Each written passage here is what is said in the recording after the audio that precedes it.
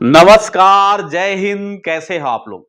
Science के MCQ series के अंतर्गत बायोलॉजी का पार्ट 3 में आज के टॉपिक में human skeleton system, digestive system, respiratory system, nutritions and vitamin, ये चार इंपॉर्टेंट टॉपिक का टॉप 50 एमसीक्यू को सॉल्व करने वाले हैं। तो हमारे साथ फटाफट शुरू हो जाइए आंसर लगाने के लिए। तो चलो शुरुआत करते हैं पहले क्वेश्चन से। और आज का पहला क्वेश्चन है, मानव शरीर का कितना प्रतिशत भाग जल होता है? मानव शरीर कितने प्रतिशत जल से निर्मित होता है? तो चार उत्तर दिया है। ए 20%, बी जो है 30%, सी 80% और डी जो है 65%।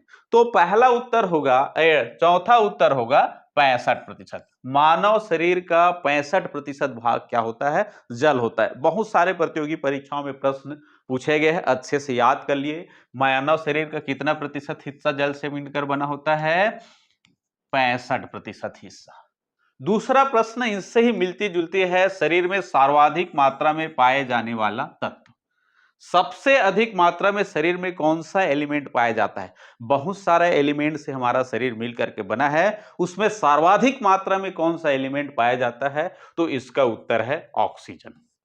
ऑक्सीजन जो है हमारे शरीर में पाए जाने वाले सर्वाधिक मात्रा में तत्व है। लगभग 65% जो हिस्सा है वो ऑक्सीजन का होता है सभी तत्वों में। उसके बाद दूसरा है कार्बन का 18.5% है। और इसी प्रकार से हाइड्रोजन है वो 9.3% होता है। और साथ में जो चौथे नंबर पर आता है वो है नाइट्रोजन। तो सर्वाधिक मात्रा में ऑक्सीजन, उसके बाद कार्बन, उसके बाद हाइड्रोजन और उसके बाद नाइट्रोजन। तो इसका उत्तर क्या होगा भैया? ए। सर्वाधिक मात्रा में पाए जाने वाला तत्व क्या है? ऑक्सीजन है। ठीक, जल की मात्रा 65% और सर्वाधिक मात्रा में पाए जाने वाला तत्व क्या है? ऑक्सीजन है। हमारे शरीर की सबसे बड़ी और सबसे छोटी हड्डी का नाम क्या है? ये मोस्ट इंपॉर्टेंट प्रश्न है। बहुत सारे में अलग अलग टाइप का पूछता है, लॉन्गेस्ट हड्डी क्या है, स्मॉलेस्ट हड्डी क्या है। तो चार उत्तर है, ए में मैलियास और स्टेपिस, बी है फीमर और स्टेपिस, डी सी उत्तर है ओमर और मेलियास और डी उत्तर है इंकस और मेलियास। तो चलो बताओ इसका उत्तर क्या है? तो इसका उत्तर होगा फीमर और स्टेपिस। समझ में आ रहा है? फीमर जो है जांग की हड्डी है और शरीर का सबसे बड़ा हड्डी है। और सबसे छोटी हड्डी जो है स्टेपिस है, जो कान के अंदर पाया जाता है। तो कान के अंदर पाया जाने वाला हड्डी स्टेपिस सबसे छोटा है और फीमर जांग की हड्डी सबसे बड़ी है। इसको अलग अलग प्रकार से क्वेश्चन भी बना सकते हैं कि सब बताओ शरीर का सबसे बड़ा हड्डी कौन सा है? तो फीमर आएगा। सबसे छोटी हड्डी क्या है? स्टेपिस। बहुत बार प्रतियोगी परीक्षाओं में प्रश्न पूछा गया है। सरल ऑब्जेक्टिव के रूप में जो छोटे एग्जाम होता है उसमें ज्यादातर ऐसी प्रश्न पूछा जाता है। जैसे चौथा प्रश्न की ओर आगे बढ़ते हैं, अर्थोप्लास्टी क्या है? अर्थोप्लास्टी का चार ऑप्शन दिया हुआ है। ऑप्शन ए लिखा है ओपन हार्ट सर्जरी। समझ में आ रहा है? गुर्दा प्रत्यारोपण, किडनी ट्रांसप्लांट, है ना। उसके बाद कुल्हे का जोड़ का ट्रांसप्लांट और चौथा है ब्लड चढ़ाना, रुधिर आधान। तो इसका उत्तर होगा सी। सी उत्तर क्या है? कुल्हे का जोड़ का प्रतिस्थापन को अर्थोप्लास्टी कहा जाता है। सी उत्तर अच्छे से याद कर लीजिए। लिगामेंट क्या है? लिगामेंट एक प्रकार का मसल है। समझ में आ रहा है? जो किसको जोड़ता है? तो चार उत्तर है, हड्डी से हड्डी को, हड्डी से कार्टिलेज को, मसल से बोन को और मसल से मसल का। तो इसका उत्तर आएगा बोन से बोन। बोन से बोन को जोड़ने वाली जो मांसपेशियां है उसको हम क्या कहते हैं? लिगामेंट कहते हैं। उत्तर ए। ठीक, इसके बाद देखते हैं दांतों को हड्डी की श्रेणी में क्यों नहीं रखा गया है? हमारे शरीर में जो वयस्क मनुष्य होता है उसके अंदर 206 हड्डी होती है। और हमारे शरीर में जो वयस्क होता है उसमें कितने दांत पाया जाता है? 32। अगर काउंट करोगे तो दांत की गिनती जो है हड्डी की संख्या में नहीं आता है। समझ में आ रहा है? मानव के खुद जो सिर होता है उसमें 28 हड्डी पाया जाता है। अगर 32 होता है तो यही काउंट हो जाता। तो 32 जो दांत होती है उसको हड्डी में क्यों नहीं रखा गया है? तो शरीर में जब ढांचा तैयार हुआ है वो एम्ब्रियो से हुआ है। प्रारंभिक स्तर पर जो एम्ब्रियो का 3 लेयर बनता है, एक्टोडर्म से और मेसोडर्म और एंडोडर्म। समझ में आ रहा है? एक्टोडर्म, मेसोडर्म और इंडोडर्म, ये भ्रूण की 3 लेयर है जब डेवलपमेंट चालू होता है फीटस अवस्था में। तो दांत की जो उत्पत्ति होती है वो किससे होती है? तो 4 उत्तर दिया हुआ है। इसका उत्पत्ति एक्टोडर्म से हुई है, इसका उत्पत्ति मेसोडर्म से हुई है, इसकी उत्पत्ति एंडोडर्म से है, इनमें से कोई नहीं। हड्डी की जो उत्पत्ति होती है वो कनेक्टिव टिश्यू है। कनेक्टिव टिश्यू जितने भी है शरीर के अंदर, उसकी उत्पत्ति है वो मेसोडर्म से हुई है।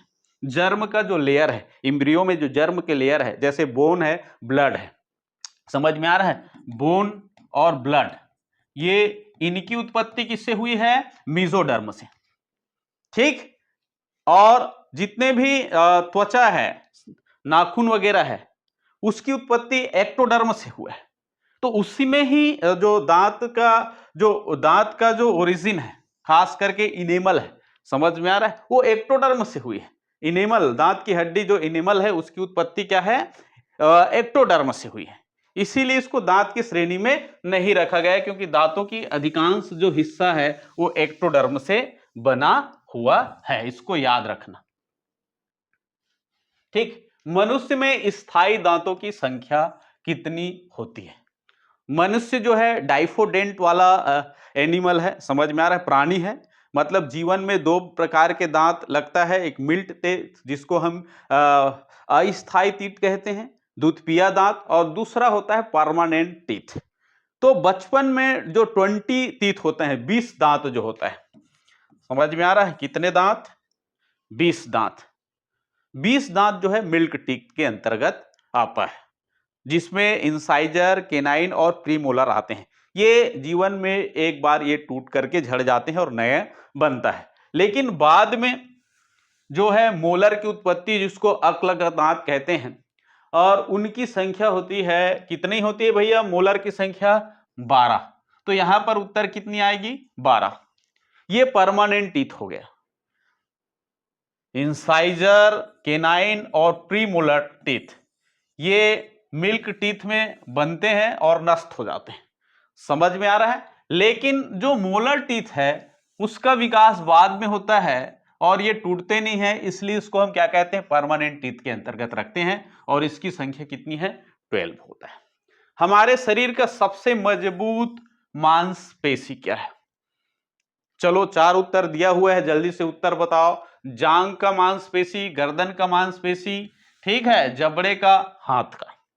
तो इसका उत्तर होगा जबड़े का। जबड़े का मांसपेशी जो है सर्वाधिक मजबूत होता है। बड़ी बड़ी चीजों को, कई पहलवान जो है जबड़े से भारी भारदार 100 किलो 200 किलो वजन को उठा देता है, इतना मजबूत होता है। और इसका पकड़ भी जबरदस्त होता है। शेर की जबड़े की जो पकड़ होता है, उसकी जो मांसपेशी होती है, दुनिया में सबसे मजबूत जबड़े की मांसपेशी माना जाता है। एक बार पकड़ ले तो छोड़ने वाला नाम नहीं। तो मनुष्य शरीर में जो मांसपेशी सबसे ज्यादा किसका होता है? जबड़े का मांसपेशी होता है। इसके बाद 9वें प्रश्न को देते हैं। हमारे शरीर का सबसे दृढ़ part, hardest part of body, शरीर का सबसे जो कठोर पार्ट है वो कौन सा है? तो 4 उत्तर यहां पर दिया हुआ है। एक तो बोन है, दूसरा है लिगामेंट है, तीसरा है डेंटिन है, और चौथा है इनेमल। तो क्या उत्तर होगा भाई इसका? तो इसका उत्तर होगा इनेमल। समझ में आ रहा है? इनेमल क्यों होगा? ये दांत के ऊपरी हिस्सा में पाया जाने वाला कैल्शियम फास्फेट, कैल्शियम फ्लोराइड नामक पदार्थ से मिलकर के बना होता है। ये शरीर का सबसे हार्डेस्ट पार्ट माना जाता है, दांत का इनेमल, जिसके कारण से आपका दांत सफेद दिखाई देता है, और धीरे धीरे इसमें घिसावट आ जाने के कारण से, बैक्टीरिया है और एसिड के कारण से क्षरण हो जाता है, तो ये पीलापन पड़ने लगता है। अगला प्रश्न बढ़ते हैं 10वें प्रश्न की ओर। सुमेलित नहीं है। इसमें शरीर के हड्डियों के बारे में दिया है कि कौन सा हड्डी जो है कहां पर होता है, सुमेलित है कि नहीं। देखते हैं। ब्रेस्ट बोन मतलब सीना का हड्डी, स्टर्नम, समझ में आ रहा है? उत्तर ए। ठीक। Collar bone, clavicle, knee cap, scapula और शोल्डर बोन स्केपुला। तो यहां पर एक उत्तर जो है गलत है, तो वो है नी कैप स्कैपुला, क्योंकि स्कैपुला क्या होता है, शोल्डर बोन होता है, जो डी उत्तर में दिया हुआ है। तो इसका आंसर क्या होगा भैया, सी। नी में नहीं, नी कैप के अंतर्गत जो है स्कैपुला नहीं पाया जाता, शोल्डर बोन का उदाहरण है स्कैपुला। ठीक। मनुष्य का अधिकांश पाचन क्रिया, अब डाइजेस्टिव सिस्टम से प्रश्न चालू हो गया, किस भाग में संपन्न होता है। हमारे डाइजेस्टिव सिस्टम में समझ में आ रहा है, बहुत सारे आर्गन होते हैं, उसमें से किस आर्गन में सर्वाधिक डाइजेस्टिव सिस्टम का प्रोसेस संपन्न होता है, मतलब पूर्ण होता है। तो चार उत्तर दिया है, स्मॉल इंटेस्टाइन ए, लार्ज इंटेस्टाइन बी, स्टमक, अमाशय और चौथा है पैंक्रियास। तो शरीर का अधिकांश पाचन की क्रिया हमारा स्मॉल इंटेस्टाइन में पूर्ण होता है। समझ में आ रहा है, इसको अच्छे से याद कर लीजिए। मनुष्य का शरीर में पाचन की क्रिया कहां से प्रारंभ होती है। सबसे पहले हम भोजन को हमारे बक्कल कैविटी में डालते हैं, जहां पर दांतों के माध्यम से उसको छोटे छोटे स्मॉल पीसेस में तोड़ते हैं, और हमारे जो सलाइवा ग्लैंड है, समझ में आ रहा है ना, उसी से सलाइवा ग्लैंड से सलाइवा एंजाइम निकलता है। तो उत्तर बताइए कहां से प्रारंभ होगा, मुख गुहा से होगा, ग्रसनी से होगा, ग्रास नली से होगा या स्टमक से, कहां से पाचन क्रिया प्रारंभ होता है। तो प्रारंभ होता है हमारा माउथ कैविटी से, बक्कल कैविटी से हमारा डाइजेस्टन सिस्टम जो है, डाइजेस्टिव सिस्टम क्या हो जाता है, प्रारंभ हो जाता है। डाइजेशन की क्रिया, सॉरी, डाइजेशन की क्रिया हमारा कहां से प्रारंभ होता है, बक्कल कैविटी से। बक्कल कैविटी में सलाइवा ग्लैंड होता है, जिसके द्वारा जो सलाइवा सीक्रेट होता है, और सलाइवा में दो प्रकार के एंजाइम होता है, इमाइलेस और लाइपेस। इमाइलेस से कार्बोहाइड्रेट की पाचन प्रारंभ हो जाता है, यही से पाचन क्रिया को माना जाता है प्रारंभ। तो बक्कल कैविटी से शुरुआत होती है, उसके बाद जो है भोजन जो है लार मिल करके हमारे स्टमक में जाता है, और स्टमक में कुछ प्रोटीन का पाचन होता है। उसके बाद अधिकांश पाचन की क्रिया हमारा स्मॉल इंटेस्टाइन में होती है। अभी हमने प्रश्न पढ़ा छोटी आंत में, पाचन की अधिकांश क्रिया कहां पूर्ण होता है, स्मॉल इंटेस्टाइन में। पाचन की क्रिया प्रारंभ कहां होती है, बक्कल कैविटी, मुख गुहा। उत्तर आएगा इसका ए। इसके बाद हम देखते हैं अगला प्रश्न, लाइसोजाइम एक एंजाइम है जिसका कार्य है भोजन में आए हुए हानिकारक बैक्टीरिया को नष्ट करना। ये जो एंजाइम है किस ग्रंथि से स्रावित होता है, लाइसोजोम। चार उत्तर दिया है, लीवर, स्टमक, अग्नाशय और लार ग्रंथि। तो उत्तर फटाफट बताओ। तो इसका उत्तर होगा चौथा उत्तर, लार ग्रंथि, सलाइवा ग्लैंड। सलाइवा ग्लैंड में ही लाइसोजाइम ना लाइसोसोम एंजाइम पाया जाता है। लाइसोजाइम, समझ में आ रहा है, लाइसोजोम लिखा हुआ है, लाइसोजाइम, लाइसोजाइम एंजाइम है जो लार ग्रंथियों से निकलता है, और यही जो है किसका नष्ट करता है, किसको नष्ट करता है, जीवाणुओं को। एंजाइम मूलतः बना होता है, मोस्ट इंपॉर्टेंट प्रश्न है, कई बार प्रतियोगी परीक्षा में पूछा गया है, एंजाइम किससे बना होता है। ठीक, फैट से, शर्करा से, प्रोटीन से, विटामिन से। तो एंजाइम जो है किससे बना होता है भैया, प्रोटीन से मिलकर के बना होता है। उत्तर सी। इसका उत्तर क्या आएगा, सी। ग्लूकोज को एथेनॉल में परिवर्तित करने वाला एंजाइम, आपने पढ़ा है, बहुत सिंपल है, छठवीं सातवीं आठवीं में भी पढ़ा है, फर्मेंटेशन की क्रिया। तो आपको वो आंसर देने में कोई देरी नहीं होना चाहिए। चार उत्तर दिया है, ए जाइमेस, बी इन्वर्टेज, सी माल्टेज और डी डाइजेस्ट। समझ में आ रहा है। तो इसका उत्तर होगा जाइमेस। जाइमेस नामक एंजाइम की उपस्थिति में जो ग्लूकोज होता है C6H12O6, ये ईस्ट जो फंजाई का मेंबर है उससे जाइमेस नामक एंजाइम निकलता है, और ये ग्लूकोज को ethyl alcohol plus carbon dioxide में बदल देता है। समझ में आ रहा है। एनएरोबिक रेस्पिरेशन, ठीक, एनएरोबिक रेस्पिरेशन का उदाहरण है, और ऊर्जा के रूप में 2 एटीपी का फॉर्मेशन होता है। श्वसन की क्रिया में इसको हम देखते हैं, तो जो सूक्ष्म जीव होता है, ईस्ट होता है, बैक्टीरिया होता है, इस प्रकार का श्वसन करता है, जिसमें ग्लूकोज को बगैर ऑक्सीजन के क्या करता है, श्वसन तोड़ देता है, किसमें, एल्कोहल और कार्बन डाइऑक्साइड में, और ये एंजाइम होता है जाइमेज। तो जाइमेज एंजाइम का उपयोग जो है वाइन इंडस्ट्री में होता है, ठीक है, एल्कोहल बनाने में। समझ में आ रहा है किससे निकलता है? तो ईस्ट फंजाइब का यूनिसेलुलर ऑर्गेनिज्म है, और जो जाइमेज नामक एंजाइम को सिक्रीट करता है, और इसी के माध्यम से ये फर्मेंटेशन क्रिया होती है जो ग्लूकोज को एथेनॉल में चेंज कर देता है। क्वेश्चन हम आगे बढ़ते हैं 16वां क्वेश्चन की ओर। निम्नलिखित में से एक पाचक एंजाइम नहीं है। तो ए उत्तर देखिए, ट्रिप्सिन, ये है, समझ में आ रहा है, प्रोटीन का पाचन करता है। बी हमने नहीं पढ़ा है, ग्रेस्ट्रिन। सी को देखते हैं, टाइलिन। टाइलिन लार में निकलने वाला पाचन एंजाइम है, और ये स्टमक के अंदर निकलने वाला पाचक एंजाइम है पेप्सिन। पेप्सिन और ट्रिप्सिन जो है प्रोटीन का पाचन करता है, और टाइलिन लार में रहता है, जिसमें दो प्रकार के एंजाइम निकलती है, एक है इमाइलेज और दूसरे प्रकार का है लाइसोजेम। ठीक है, तो यहां पर उत्तर क्या होगा भैया? बी उत्तर, गैस्ट्रिन। गैस्ट्रिन जो है एंजाइम नहीं है। यकृत किस क्रिया के माध्यम से अमोनिया को यूरिया में बदलता है? सुपर मोस्ट क्वेश्चन है, बहुत बार इसको भी पूछा गया है, और काफी अच्छा प्रश्न भी है।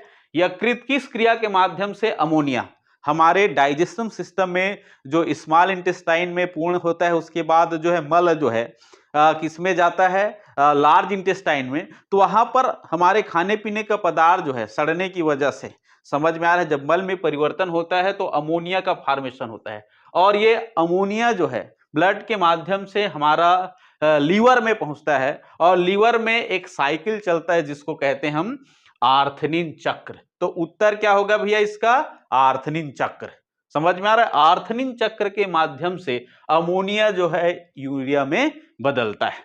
ठीक, चार उत्तर जो है, क्रेब साइकिल, ग्लाइकोजेनेसिस और ग्लाइकोलाइसिस।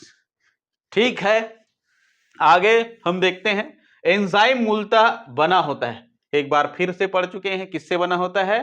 प्रोटीन का। प्रोटीन से एंजाइम मूलतः किसका बना होता है? प्रोटीन का। प्रोटीन के पाचन में सहायक एंजाइम है।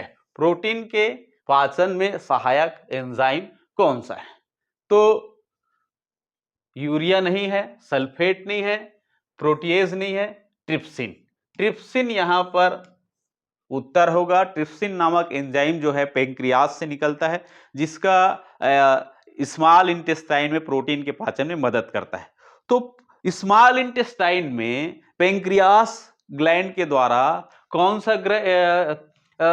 एंजाइम छोड़ा जाता है? ट्रिप्सिन। और ट्रिप्सिन के माध्यम से किसका पाचन होता है? प्रोटीन का। मानव शरीर का सबसे लार्जेस्ट ग्लैंड कौन सा है? मनुष्य का शरीर का सबसे बड़ा ग्रंथि कौन सा है? ए उत्तर दिया है अग्नाशय, बी उत्तर दिया है यकृत, सी उत्तर दिया है अमाशय, और डी उत्तर दिया है पीयूष ग्रंथि। तो चलिए भैया बताइए इसका उत्तर क्या होगा? Largest gland of body is liver. उत्तर क्या होगा भैया? सबसे बड़ा ग्रंथि कौन सा है? लीवर है। अच्छे से याद कर लीजिए। छोटी आंत में 3 संरचनाएं पाई जाती है, लंबाई के बढ़ते क्रम में व्यवस्थित कीजिए। थोड़ा सा कठिन प्रश्न है, समझ में आ रहा है, डीप हो जाता है, फिर भी ये प्रश्न प्रतियोगी परीक्षा में पूछा गया है, कई बार पूछा गया है। छोटी आंत में 3 संरचना पाया जाता है, डिओडनम पाया जाता है, जियोजनम पाया जाता है, और पाया जाता है इलियम। तो सबसे जो सामने होता है, सबसे छोटा होता है, वो डिओडनम होता है। ठीक, डिओडनम की लंबाई जो लगभग 25 सेंटीमीटर के आसपास होता है। ठीक, उसके बाद है जियोजनम होता है। जियोजनम की लंबाई जो है 2.5 मीटर लंबा होता है। उसके बाद होता है इलियम। समझ में आ रहा है?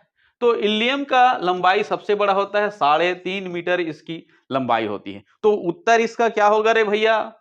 सी उत्तर। सबसे पहले सामने कौन रहता है छोटी आंत का? डिओडनम, जिसकी लंबाई छोटी होती है, उसके बाद जियोजनम होता है, फिर इलियम। इलियम सबसे बड़ा पार्ट होता है किसका?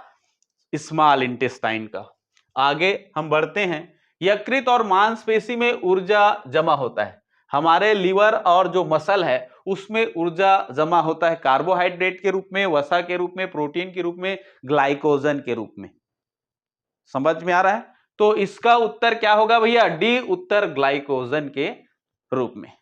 ग्लाइकोजेनेसिस की क्रिया के माध्यम से लीवर में ग्लूकोज ग्लाइकोजन के रूप में संचित होता है और जरूरत पड़ने पर, समझ में आ रहा है, जब हमारे शरीर को जरूरत लगता है कि कम ऊर्जा खाने से मिल रहा है तो ग्लाइकोजन पुनः ग्लूकोज में कन्वर्ट हो जाता है और हमारे शरीर को ऊर्जा प्रदान करते हैं। तो इस प्रोसेस को ग्लाइकोजेनेसिस प्रोसेस कहते हैं। ग्लाइकोजेनेसिस प्रोसेस में ग्लूकोज जो है C6H12O6 जो है किसमें चेंज हो जाता है? ग्लाइकोजन में।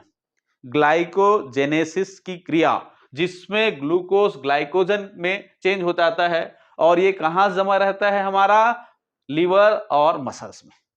समझ में आ रहा है? बाइल जूस का निर्माण कहां होता है? पित्त रस का निर्माण कहां होता है? 4 उत्तर दिया है, लीवर, स्प्लीन और गाल ब्लेडर और अग्नाशय, पेंक्रियास। चलो उत्तर बताइए। तो उत्तर क्या लगेगा इसका भैया? लीवर। बाइल जूस का फॉर्मेशन कहां होता है? हमारे लीवर के अंतर्गत होता है, यकृत में होता है। और जो है जाकर के कहां इकट्ठा होता है? गाल ब्लेडर में। बनता यहां है और यहां इकट्ठा होता है और इसके बाद ये चले जाता है स्मॉल इंटेस्टाइन में, जो एसिटिक माध्यम को बेसिक नेचर में बदल देता है, क्षारीय माध्यम में कन्वर्ट कर देता है। क्योंकि स्मॉल इंटेस्टाइन में जो भोजन का पाचन है वो क्षारीय माध्यम में होता है। तो बाइल जूस क्या करता है? इमल्सिफायर है। क्या करता है ये? इमल्सिफायर, इमल्सन, इमल्सन का काम करता है, इमल्सिफायर है। और ये लीवर के द्वारा सिक्रेट होता है, इसका स्टोरेज गाल ब्लेडर में होता है और ये कहां जाता है? स्मॉल इंटेस्टाइन में। ठीक, आगे हम बढ़ते हैं 24वां प्रश्न की ओर। निम्नलिखित में से एक सुमेलित है। Vitamin, carotene, hormones, testosterone, enzyme, pepsin, वसा, कैरोटीन। ठीक, तो कैरोटीन विटामिन है, हार्मोन्स टेस्टोस्टेरोन नामक हार्मोन्स होता है, एंजाइम पेप्सिन होता है, वसा कैरोटीन नहीं है। तो उत्तर क्या आएगा भैया? डी उत्तर। इसका उत्तर क्या आएगा? डी उत्तर, वसा। समझ में आ रहा है? कैरोटीन क्या होता है? एक प्रकार का प्रोटीन है जो बालों वगैरह में पाया जाता है, प्रोटीन से मिलकर के बना होता है। नेक्स्ट क्वेश्चन देखते हैं। जल में घुलनशील विटामिन का नाम। 2 प्रकार का विटामिन होता है सॉल्युबिलिटी के आधार पर, जल में घुलनशील विटामिन और वसा में घुलनशील विटामिन। तो जल में घुलनशील ए और डी नहीं है क्योंकि वसा में घुलता है। बी और सी को देख लो, समझ में आ रहा है? उत्तर तुम लोग बताओ। ठीक, सी में ए डी ए भी नहीं है और डी जो है डी और के नहीं है। तो इसका उत्तर क्या होगा? विटामिन बी कॉम्प्लेक्स और विटामिन सी, ये वाटर सॉल्युबल विटामिन है। बाकी A D E, A D E और के, ये फैट्स में घुलनशील होता है, वसा में घुलनशील होता है। किसमें घुलनशील होता है? वसा में। ए डी ई के। शरीर का निर्माणात्मक पदार्थ क्या है? 26वां प्रश्न। ठीक, कार्बोहाइड्रेट से शरीर तैयार होता है, वसा से, प्रोटीन से, विटामिन से।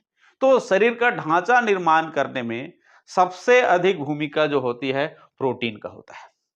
प्रोटीन की कमी से शरीर रुग्ण हो जाता है, कमजोर हो जाता है। इसीलिए कहते हैं प्रोटीन की पर्याप्त मात्रा में होना चाहिए आहार। समझ में आ रहा है? प्रोटीन का शरीर का निर्माण में इसका महत्वपूर्ण भूमिका है। विटामिन B1 का रासायनिक नाम क्या है? इससे अक्सर प्रश्न पूछा जाता है। आप जितने प्रकार के विटामिन है उसका जो केमिकल नाम है उसको अच्छे से याद कर लीजिए। विटामिन का स्रोत और उससे कमी होने वाले रोग, इनसे प्रश्न सभी प्रतियोगी परीक्षाओं में अक्सर पूछे जाते हैं। तो विटामिन बी राइबोफ्लोविन नहीं है, विटामिन B2 का है। ठीक, नियासिन जो है B3 का है और बायोटिन जो है B7 का है। समझ में आ रहा है? तो थायमिन, थायमिन जो है विटामिन B1 का केमिकल कंपोजिशन है, रासायनिक नाम है, जिसकी कमी से बेरी बेरी रोग हो जाता है। आगे हम बढ़ते हैं। तो उत्तर क्या आएगा भैया इसका? ए उत्तर आएगी। समझ में आ रहा है? उत्तर क्या आएगा इसका? ए। आगे बढ़े? चलो ठीक है, आगे बढ़ते हैं। निम्नलिखित में से एक सुमेलित नहीं है। कौन सा इसमें सुमेलित नहीं है? विटामिन B2 समझ में आ रहा है, राइबोफ्लेविन ये करेक्ट है। विटामिन B3 ये भी नियोसिन है, ये भी करेक्ट है। विटामिन B5 पेंटोथेनिक है, ये भी करेक्ट है। और विटामिन D कैल्सीफेरोल ये नहीं है, टेकोफेरोल होता है। समझ में आ रहा है, कैल्सीफेरोल जो है, ठीक, विटामिन डी का क्या चीज है, केमिकल नाम है। तो यहां पर उत्तर क्या आएगा भैया, डी, डी उत्तर, विटामिन ई टेकोफेरोल। यहां उत्तर दिया है कैल्सीफेरोल, रॉन्ग। किसका है ये, डी का। ठीक, मनुष्य के शरीर में कितने अनिवार्य इनिशियल एमिनो एसिड की आवश्यकता पड़ता है, अनिवार्य अमीनो अम्ल। मनुष्य के शरीर में 20 प्रकार के एमिनो अम्ल पाए जाते हैं, समझ में आ रहा है, जिसमें से 11 एमिनो अम्ल जो है शरीर के अंदर निर्माण होता है। तो शरीर के अंदर निर्माण होता है तो उसकी तो आवश्यकता होगी नहीं, आवश्यकता उनकी होगी जिसकी शरीर के अंदर निर्माण नहीं होता है। तो कितने का हो गया, 11 का, तो बचा क्या है, 9 जो है अनिवार्य अमीनो अम्ल के अंतर्गत आता है। समझ में आ रहा है, शरीर में कितने प्रकार के अमीनो एसिड होता है, 20 में से 11 का निर्माण बॉडी के द्वारा स्वयं होता है, अनिवार्य एमिनो एसिड है। समझ में आ रहा है, एमिनो एसिड है, ठीक। और 9 जो है हमारे शरीर में अमीनो एसिड नहीं निर्माण होता, तो इसकी आवश्यकता हमको खाने पीने के पदार्थों से पूर्ति होती है, इसलिए यह आवश्यक, ठीक। विटामिन है 4 उत्तर, कार्बनिक यौगिक, अकार्बनिक यौगिक, जीवित जीव, इनमें से कोई नहीं। तो विटामिन जो है किससे निर्मित होता है, कार्बनिक यौगिकों से निर्मित होता है, उत्तर ए। निम्नलिखित में से किसके किसके योग को सहायक आहार का कारक माना जाता है, ठीक, किसके योग को सहायक आहार के रूप में माना जाता है, ए वसा नहीं है, प्रोटीन भी नहीं है सहायक आहार, हार्मोन्स भी नहीं है, विटामिन, विटामिन को सहायक आहार माना जाता है। भोजन में किस वर्ग के पदार्थ में प्रति यूनिट कैलोरी की मात्रा सर्वाधिक होती है, 4 उत्तर दिया है यहां पर, विटामिन ए उत्तर दिया है, विटामिन ये तो ऊर्जा इससे बनता ही नहीं, ये नहीं आएगा, ठीक। वसा में 9.3 कैलोरी ऊर्जा 1 ग्राम में बनता है, 1 ग्राम में 9.3 कैलोरी ऊर्जा 1 ग्राम में बनता है। कार्बोहाइड्रेट में 4.3 कैलोरी पर ग्राम, ठीक, और इसमें प्रोटीन में 4.2 कैलोरी पर ग्राम होता है। तो सर्वाधिक मात्रा में ऊर्जा किसमें बना, फिर उत्तर बी, वसा। इसका उत्तर क्या है भैया, वसा। समझ में आ रहा है, उत्तर क्या आएगा, वसा। प्रति यूनिट कैलोरी की मात्रा सबसे अधिक किसमें होती है, वसा में सबसे अधिक ऊर्जा होती है। निम्नलिखित में से रोग सुमेलित नहीं है, कैल्सीफेरोल, विटामिन डी, ठीक, अस्थि की रुग्णता, इसकी कमी से आपका अस्थियां कमजोर हो जाती है, ये सही है। नियासिन, समझ में आ रहा है, नियासिन B3 है, और B3 की कमी से पेलाग्रह रोग होता है, ये भी ठीक है, ठीक। कोबलामिन, संघातिक रक्त अल्पत्ता, एनीमिया, रक्त की कमी, ठीक है। विटामिन B12 जिसमें कोबाल्ट होता है, समझ में आ रहा है, इसके कारण से एनीमिया हो जाती है, रक्त की कमी, ये भी सही है। राइबोफ्लेविन, ठीक, इसमें दिया है उत्तर बेरी बेरी, क्या लिया है, तो यही उत्तर आएगा डी। राइबोफ्लेविन से बेरी बेरी रोग नहीं होता, ये विटामिन B1 के कमी से होती है, थायमिन की कमी से। समझ में आ रहा है, राइबोफ्लेविन की कमी से बेरी बेरी रोग नहीं होता। बेरी बेरी रोग किसके कमी से होता है, विटामिन B1, और राइबोफ्लेविन क्या है, विटामिन B2, ठीक है। आगे बढ़ते हैं, 34वां प्रश्न, निम्नलिखित में से सही सुमेलित नहीं है, ठीक। विटामिन B6 किसमें है, धान की चोकर में पाया जाता है, ठीक। विटामिन B2 किसमें पाया जाता है, ये नहीं पाया जाता, कोड लीवर ऑयल में, कोड लीवर ऑयल में विटामिन ए और डी पाया जाता है, ठीक। विटामिन ई में गेहूं की अंकुर तेल में पाया जाता है, बिल्कुल पाया जाता है। अंकुरित सीड में विटामिन ए की मात्रा पाया जाता है। और विटामिन के जो है अल्फा अल्फा में पाया जाता है। तो इसका उत्तर क्या आएगा भैया? बी उत्तर। विटामिन बी2 का स्रोत यहां पर गलत दिया हुआ है, कॉड लिवर ऑयल। इसमें क्या पाया जाता है? ए और डी। आगे हम बढ़ते हैं नेक्स्ट क्वेश्चन की ओर। ऑस्टियोपोरोसिस नामक रोग किस विटामिन के कमी से होता है? तो 4 उत्तर दिया है, डी, ई, के और बी1। तो इसका उत्तर होगा ए, विटामिन डी की कमी से। रिकेट्स और ऑस्टियोपोरोसिस हड्डी का कमजोर होना, विटामिन डी के कमी से हड्डियां कमजोर हो जाता है। ठीक, किस विटामिन को आर्गनो कैल्शियोफेरॉल कहते हैं?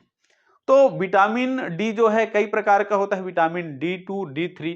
तो 4 उत्तर दिया हुआ है, vitamin D two, vitamin D three, vitamin बी12 और चौथा उत्तर दिया है बी6। तो इसका उत्तर होगा ए, डी2। डी2 को आर्गनो कैल्शियोफेरॉल कहते हैं। समझ में आ रहा है? मानव शरीर में किस अंग में विटामिन ए संचित रहता है? 4 उत्तर दिया है, लीवर, स्टमक, ठीक है, स्प्लीन और उदर। तो मानव का जो लीवर होता है, मानव का लीवर में ही किसका निर्माण होता है? विटामिन ए का निर्माण होता है। ठीक, नेक्स्ट क्वेश्चन की ओर बढ़ते हैं। रतौंधी नामक रोग निम्नलिखित किस विटामिन के कमी से होता है? बहुत बार प्रतियोगी परीक्षाओं में यह प्रश्न पूछ चुका है, सरल ऑब्जेक्टिव के रूप में पूछा जाता है। तो इसका उत्तर तो आप फट से बता दोगे, विटामिन ए। विटामिन ए के कमी से आंखों के संबंधित, रोशनी संबंधित प्रॉब्लम होता है। समझ में आ रहा है? विटामिन ए के कमी से क्या होता है? रतौंधी नामक रोग होता है। नेक्स्ट क्वेश्चन की ओर हम बढ़ते हैं। 38वां क्वेश्चन, किस विटामिन में कोबाल्ट होता है? कोबाल्ट नामक जो है केमिकल किस विटामिन के अंतर्गत पाया जाता है? तो यहां पर 4 उत्तर दिया हुआ है, vitamin B12, vitamin B6, vitamin B1 और विटामिन बी3। तो कोबाल्ट नामक जो केमिकल कंपोजिशन जो है, समझ में आ रहा है, बी12 में पाया जाता है। अगर शरीर में कोबाल्ट की कमी हो जाती है तो बी12 की कमी हो जाती है, और जिससे हमारा रक्त अल्पलता, अनीमिया, खून की कमी हो जाती है। समझ में आ रहा है? सर्वाधिक मात्रा में प्रोटीन पाई जाती है। 39वां क्वेश्चन, सर्वाधिक मात्रा में प्रोटीन कहां पाई जाती है? तो ए ऑप्शन दिया हुआ है चना, बी ऑप्शन दिया हुआ है मटर, सी ऑप्शन दिया है सोयाबीन और डी ऑप्शन दिया हुआ है गेहूं। तो इसका जो आंसर क्या होगा भैया? सोयाबीन। सोयाबीन में लगभग 40%, कितना प्रतिशत? 40% प्रोटीन पाई जाती है। सोयाबीन के बाद सर्वाधिक मात्रा में जो प्रोटीन पाया जाता है वो मूंगफली में पाया जाता है, फिर दालों में पाया जाता है। समझ में आ रहा है? उसके बाद हम देखते हैं 40वां क्वेश्चन, गाय के दूध में हल्के पीले रंग का कारण क्या है? ठीक, ए उत्तर दिया हुआ है ज़ैंथोफिल, बी उत्तर दिया है राइबोफ्लिन, सी उत्तर दिया है विटामिन और डी उत्तर दिया है कैरोटीन। तो इसका उत्तर होगा बी12 कैरोटीन। ठीक, गाय के दूध में हल्के पीले रंग का कारण क्या है? कैरोटीन नामक प्रोटीन के वजह से। दूध पिलाने वाले मां को आहार में कितने ग्राम प्रोटीन की आवश्यकता होती है? समझ में आ रहा है? 4 उत्तर दिया हुआ है, ए उत्तर 30 ग्राम, समझ में आ रहा है, बी उत्तर 20 ग्राम, सी उत्तर 70 ग्राम और डी उत्तर दिए है 100 ग्राम। तो इसका उत्तर होगा सी, 70 ग्राम। जो दूध पिलाने वाले जो मदर होता है उसको प्रतिदिन 70 ग्राम प्रोटीन की आवश्यकता होती है। 42वां क्वेश्चन की ओर बढ़ते हैं। किस विटामिन को हार्मोन माना जाता है? हार्मोन के श्रेणी के अंतर्गत रखा गया है। ऑप्शन दिया हुआ है A B complex, B option vitamin C, C option दिया है विटामिन ए और डी ऑप्शन दिया हुआ है डी। तो इसका उत्तर होगा डी का डी, डी। विटामिन डी को हार्मोन के श्रेणी में रखा गया है। कौन सा वसा खराब एलडीएल कोलेस्ट्रॉल के स्तर को, स्टार लिखा हुआ है, स्तर को बढ़ाता है? ठीक, ये बैड कोलेस्ट्रॉल है। एलडीएल कोलेस्ट्रॉल जो है बैड कोलेस्ट्रॉल है। और इसकी मात्रा को कौन बढ़ाता है, किसकी उपस्थिति में, किस प्रकार का फैट?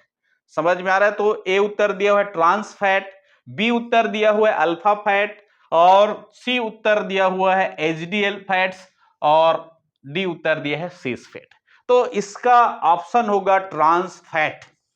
अगर ट्रांस फैट का हम उपयोग कर रहे हैं तो एलडीएल कोलेस्ट्रॉल, जिसको हम बैड कोलेस्ट्रॉल कहते हैं, खराब कोलेस्ट्रॉल, समझ में आ रहा है, इसकी मात्रा बढ़ता है। और गुड कोलेस्ट्रॉल किसको कहते हैं? एचडीएल कोलेस्ट्रॉल को। इसको याद रखना, ये प्रश्न पलट सकता है। गुड गुड कोलेस्ट्रॉल किसको कहते हैं? एचडीएल कोलेस्ट्रॉल को कहते हैं, जो हमारे स्वास्थ्यवर्धक होता है।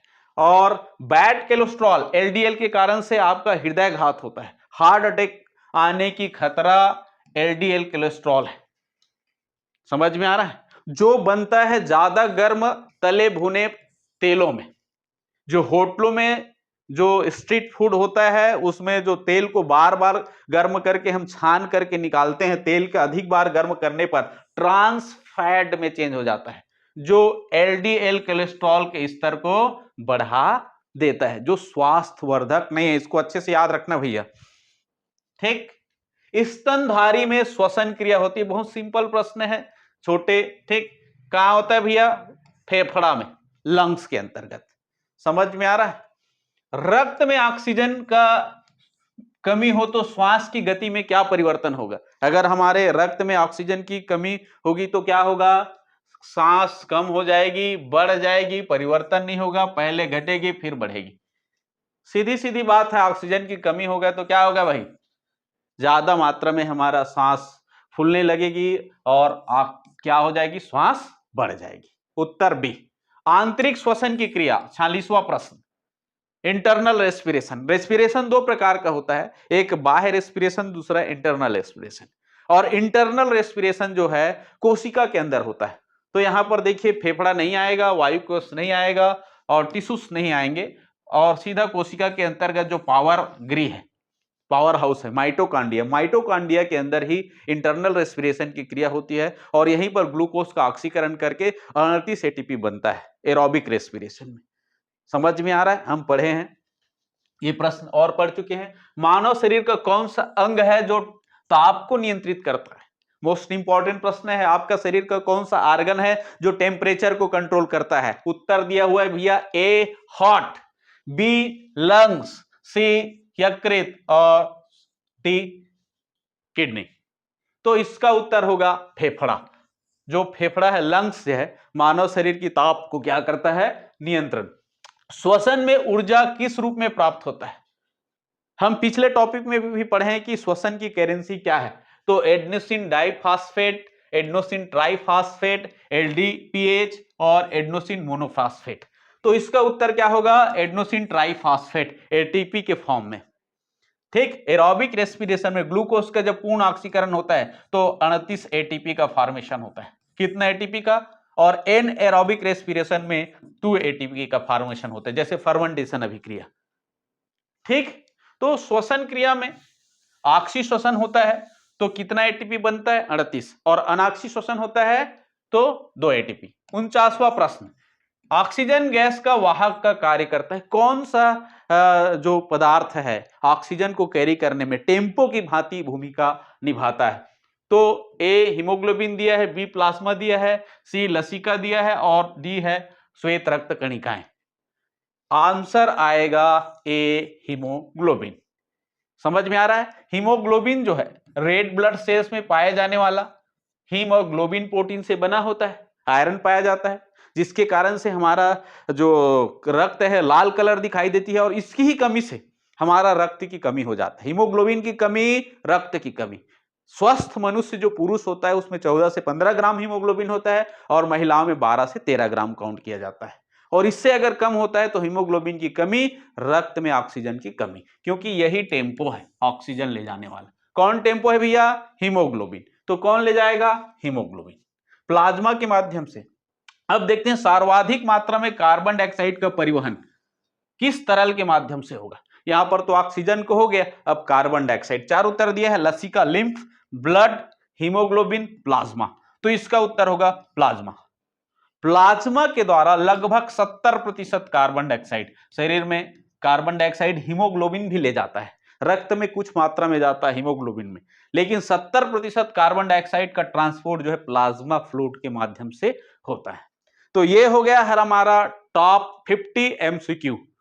एक बार इसको दोहराकर आप जरूर पढ़िए और अच्छे से समझिए। ये टॉप सुपर मोस्ट एमसीक्यू है जो विभिन्न प्रतियोगी परीक्षा में पूछा गया है और ये बेस भी है और इनके पूछे जाने की संभावना सबसे ज्यादा होता है। तो आज का टॉपिक हम यहीं पर समाप्त करते हैं और नेक्स्ट ह्यूमन फिजियोलॉजी के अंतर्गत ब्रेन सिस्टम है और हार्मोन सिस्टम है और आपका एक्सक्रीटरी सिस्टम है और रिप्रोडक्टिव सिस्टम है, इसका एमसीक्यू लेकर के आएंगे। तो आज हम यहीं पर समाप्त करते हैं। जय हिंद, जय भारत।